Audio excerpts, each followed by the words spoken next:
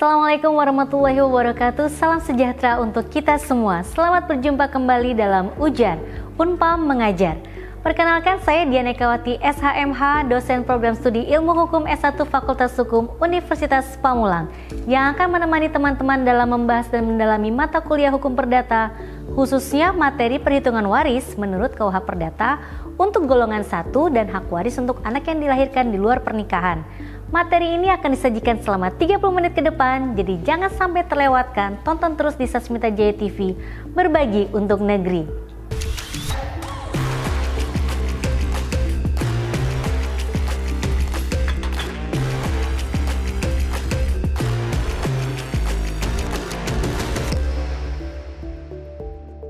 Teman-teman mahasiswa dimanapun berada, untuk memulai pembelajaran tentang perhitungan waris berdasarkan Kitab Undang-Undang Hukum Perdata atau KUHP, untuk ahli waris golongan 1, kita perlu memahami pentingnya hukum waris dalam kehidupan sehari-hari dan bagaimana hukum ini diterapkan dalam prakteknya.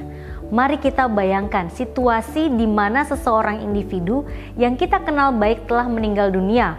Mereka meninggalkan sejumlah harta dan memiliki beberapa anak serta pasangan hidup yang masih hidup. Dalam situasi seperti ini, penting untuk mengetahui bagaimana harta warisan tersebut akan dibagi agar tidak terjadi konflik di antara anggota keluarga yang ditinggalkan. Apa yang akan terjadi jika tidak ada aturan yang jelas tentang pembagian harta warisan? Bagaimana perasaan kita jika kita mengetahui bahwa kita tuh memiliki hak atas warisan, tetapi hak tersebut diabaikan?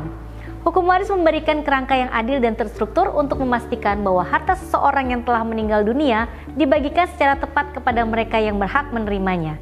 Ini membantu mencegah perselisihan dan memastikan bahwa semua pihak mendapatkan bagian yang sesuai dengan hukum. Dalam KUHP, ahli waris golongan 1 itu terdiri dari anak-anak dan pasangan hidup yang masih hidup dari seorang pewaris.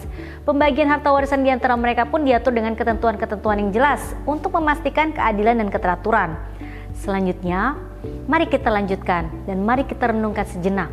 Bagaimana kita dapat memastikan bahwa setiap ahli waris menerima hak mereka sesuai dengan ketentuan hukum? Mengapa penting bagi kita untuk memahami ketentuan hukum waris, bahkan jika kita tidak sedang menghadapi situasinya saat ini? Pada akhir sesi ini diharapkan kita semua dapat memahami siapa saja yang termasuk ahli waris golongan 1 menurut KUHP, mengerti bagaimana melakukan perhitungan waris berdasarkan KUHP untuk ahli waris golongan 1, menerapkan prinsip-prinsip ini dalam contoh-contoh kasus nyata.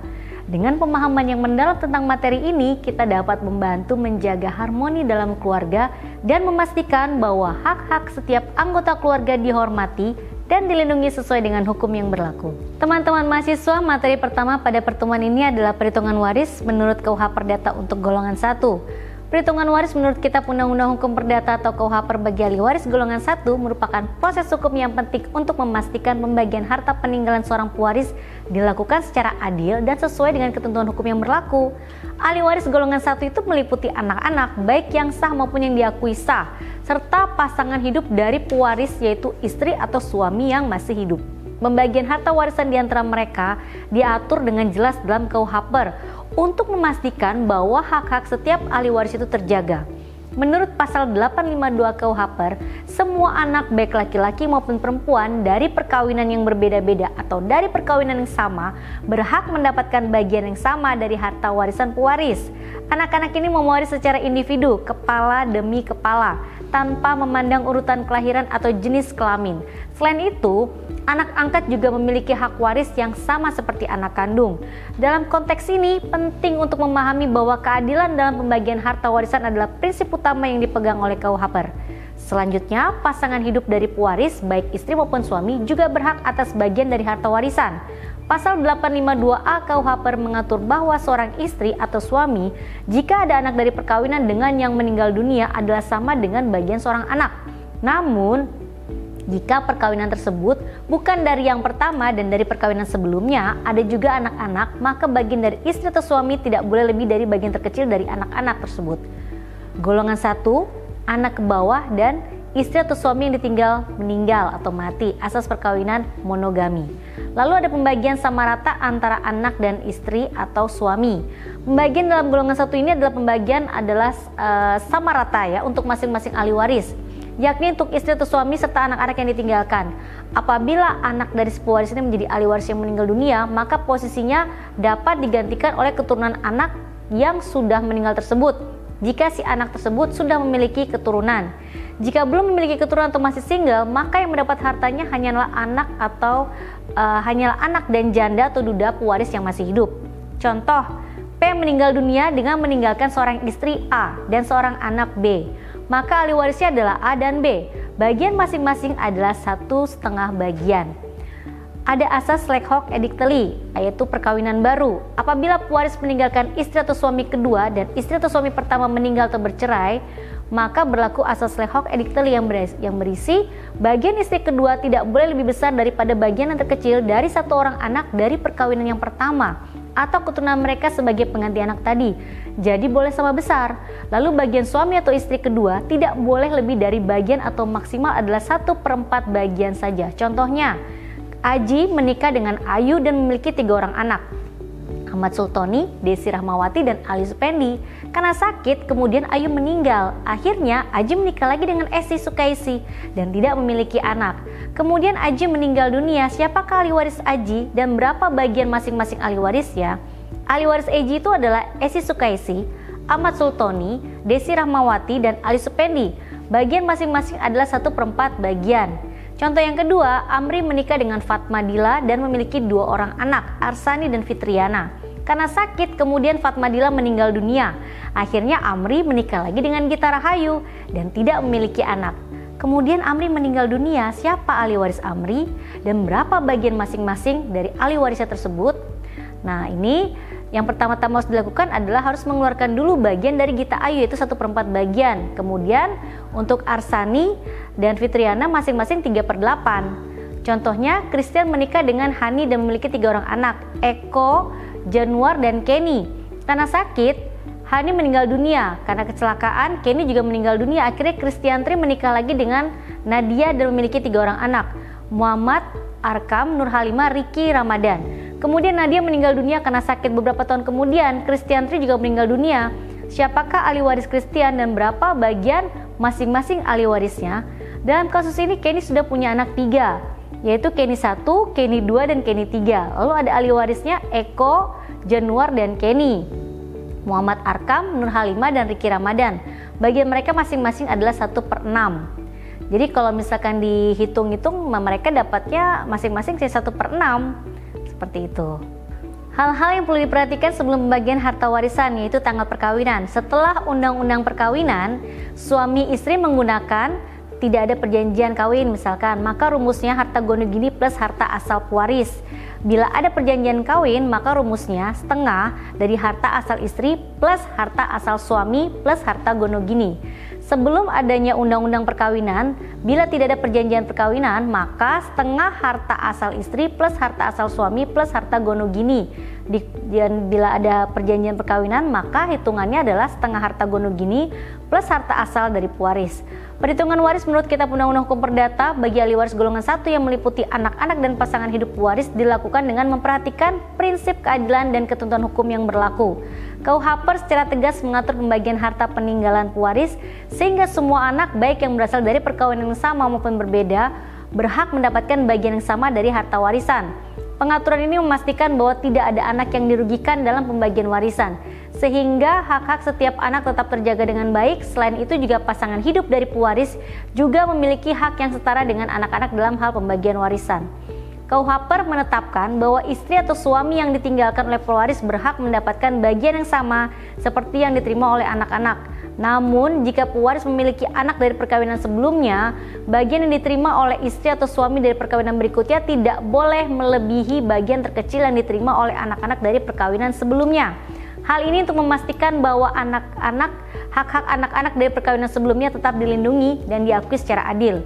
Lebih lanjut, KUHP juga mengatur pembagian warisan dalam kasus di mana terdapat perkawinan baru setelah kematian pewaris sebelumnya. Dan dalam konteks ini, prinsip Leghorn Edictly digunakan untuk mengatur pembagian harta warisan. Prinsip ini menegaskan bahwa bagian istri atau suami dari perkawinan baru tidak boleh lebih besar dari bagian terkecil yang diterima oleh anak-anak dari perkawinan sebelumnya. Dengan adanya aturan tambahan ini, KUHP memastikan bahwa pembagian warisan dilakukan secara adil antara istri atau suami baru dan anak-anak dari perkawinan sebelumnya dalam menjaga keseimbangan dan keadilan dalam hak waris setiap ahli waris. Materi kedua, kita akan membahas tentang warisan untuk anak luar kawin yang diakui sah oleh ayahnya. Menurut pasal 863 KUH Perdata, anak luar kawin itu adalah anak di luar kawin yang dapat diakui sah bahwa dia adalah anak yang dilahirkan oleh seorang ibu, tetapi tidak dibenihkan oleh seorang pria yang berada dalam ikatan perkawinan yang sah dengan ibu anak tersebut, dan tidak termasuk dalam kelompok anak zina atau anak sumbang. Dalam pasal di atas menegaskan yang dimaksud dengan anak luar kawin adalah anak yang dilahirkan oleh seorang ibu tapi tidak dibenihkan oleh laki-laki yang berada dalam ikatan perkawinan yang sah dengan ibu dari anak tersebut. Anak luar nikah itu dapat mewaris sepanjang anak tersebut mempunyai hubungan hukum dengan pewaris. Hubungan hukum dalam hal ini adalah pengakuan dari si pewaris sehingga anak di luar nikah tersebut diakui sebagai anak luar nikah yang diakui sah oleh ayahnya. Kitab Undang-Undang Hukum Perdata mengadakan 3 golongan terhadap anak-anak, yaitu yang pertama adalah anak sah, yaitu seorang anak yang lahir di dalam suatu perkawinan. Anak yang lahir di luar perkawinan tapi diakui oleh seorang ayahnya dan atau seorang ibu. Dalam hal ini antara si anak dan orang yang mengakui itu timbul pertalian kekeluargaan. Pertalian kekeluargaan ini hanya mengikat orang yang mengakui anak itu saja. Jadinya keluarga yang lain dari orang yang mengakui itu tidak terikat oleh pengakuan orang lain. Anak dari golongan ini jika ayah dan ibunya kawin lalu menjadi anak sah, maka yang ketiga ini adalah anak lahir di luar perkawinan dan tidak diakui tidak oleh ayahnya maupun oleh ibunya. Anak ini menurut hukum tidak punya ayah dan tidak punya ibu. Terhadap anak luar kawin yang tidak diakui karena tidak mempunyai keluarga, maka juga tidak ada ketentuan tentang hukum warisnya. Ali Afandi menegaskan bahwa hukum waris dari anak yang lahir di luar kawin tapi diakui oleh ayah atau ibunya hanya terdapat antara ia sendiri dengan orang tua yang mengakuinya. Mengenai pewarisan terhadap anak luar kawin ini diatur dalam pasal 862 sampai pasal 866 KUH Perdata. Jika yang meninggal meninggalkan keturunan yang sah atau seorang suami atau istri, maka anak-anak luar kawin mewarisi 1/3 bagian dari bagian yang seharusnya mereka terima jika mereka sebagai anak-anak yang sah. Jika dilihat dari pasal 863 KUH Perdata, jika yang meninggal tidak meninggalkan keturunan maupun suami atau istri, tetapi meninggalkan keluarga saudara dalam garis ke atas ibu, bapak, nenek, dan seterusnya, atau saudara laki-laki dan perempuan atau keturunannya, maka anak-anak yang diakui tersebut mewarisi setengah dari harta warisan. Namun, jika hanya terdapat saudara dalam derajat yang lebih jauh, maka anak-anak yang diakui tersebut hanya mendapatkan 3/4. Bisa dilihat di pasal 863 KUH Perdata. Maka bagian anak luar kawin harus diberikan terlebih dahulu, kemudian sisanya baru dibagi-bagi antara para pewaris yang sah. Dan jika yang meninggal tidak meninggalkan ahli waris yang sah, maka mereka memperoleh seluruh warisan. Lihat di pasal 865 KUH Perdata. Jika anak luar kawin itu meninggal dahulu, maka ia dapat digantikan oleh anak-anaknya yang sah. Dilihat di aturannya pasal 866 KUH Perdata. Anak luar kawin yang diakui oleh ayah atau ibunya berhak mewaris sesuai dengan pasal 863 KUH Perdata. Dan dalam hukum perdata Indonesia, anak luar kawin atau anak yang lahir di luar perkawinan memiliki hubungan perdata hanya dengan ibu dan keluarga ibunya saja. Ini berarti bahwa anak tersebut tidak memiliki hubungan hukum langsung dengan ayah biologisnya dalam hal warisan, biaya hidup atau hak-hak perdata lainnya, kecuali jika ada pengakuan resmi dari ayah. Hak waris anak luar kawin yang diakui ini hanya berlaku antara anak tersebut dengan orang tua yang mengakuinya, tanpa melibatkan keluarga lain dari orang tua tersebut. Dengan kata lain, pengakuan ini menciptakan hubungan hukum yang sah antara anak dan orang tua yang mengakui, namun tidak memperluas hak waris kepada keluarga besar dari orang tua yang mengakui. Namun jika tidak ada pengakuan dari ayah atau ibu, anak luar kawin tidak memiliki hak waris sama sekali. Hal ini menunjukkan betapa pentingnya pengakuan dalam menentukan hak waris anak luar kawin, yang tanpa pengakuan resmi, mereka tidak diakui secara hukum dan tidak berhak atas bagian apapun dari harta peninggalan orang tuanya. Jadi, sesuai pengaturan KUH Perdata, waris-mewaris hanya berlaku bagi anak luar kawin yang diakui oleh ayah dan atau ibunya. Tanpa pengakuan dari ayah dan atau ibunya, anak luar kawin tidak mempunyai hak mewaris. Teman-teman semua, berdasarkan kepada hasil diskusi kita hari ini, maka dapat kita tarik beberapa kesimpulan, yaitu perhitungan waris menurut Kitab Undang-Undang Hukum Perdata bagi ahli waris golongan 1 meliputi anak-anak dan pasangan hidup waris dilakukan secara adil dan sesuai dengan ketentuan hukum. KUHP mengatur pembagian harta peninggalan pewaris dengan prinsip keadilan, di mana semua anak baik dari perkawinan yang sama maupun berbeda berhak mendapatkan bagian yang sama dari harta warisan. Pasangan hidup juga berhak untuk mendapatkan bagian yang setara dengan anak-anak. Jika ada anak dari perkawinan sebelumnya, bagian istri atau suami dari perkawinan berikutnya tidak boleh melebihi bagian terkecil dari anak-anak tersebut. Ada aturan tambahan yang mengatur pembagian jika terdapat perkawinan baru dengan prinsip lex hoc edictali untuk memastikan keadilan pembagian warisan antara istri atau suami baru dan anak-anak dari perkawinan sebelumnya. Yang kedua, anak keluar kawin yang diakui oleh ibu dan ayahnya berhak mewaris sesuai dengan pasal 863 KUH Perdata. Anak keluar kawin itu adalah anak yang lahir dari seorang ibu yang tidak dalam ikatan perkawinan yang sah dengan pria yang menghamilinya dan tidak termasuk anak zina atau anak sumbang. Hak waris anak keluar kawin yang diakui hanya berlaku antara anak tersebut dengan orang tua yang mengakuinya, bukan dengan keluarga lain dari orang tua tersebut. Jika anak keluar kawin diakui sah oleh ayahnya, mereka berhak atas bagian tertentu dari bagian warisan yang diatur dalam pasal 862 hingga 866 KUH Perdata. Namun jika tidak ada pengakuan dari ayah atau ibu, anak keluar kawin tidak memiliki hak waris. Dan yang ketiga, meskipun dalam KUH Perdata anak keluar kawin hanya memiliki hubungan dengan ibu dan keluarga ibu, putusan Mahkamah Konstitusi nomor 46/PUU/8/2010 memberikan celah bahwa anak keluar kawin tetap dapat memiliki hubungan perdata dengan ayah biologisnya jika terbukti secara ilmu pengetahuan dan teknologi atau bukti lain yang sah memiliki hubungan darah dengan ayah tersebut.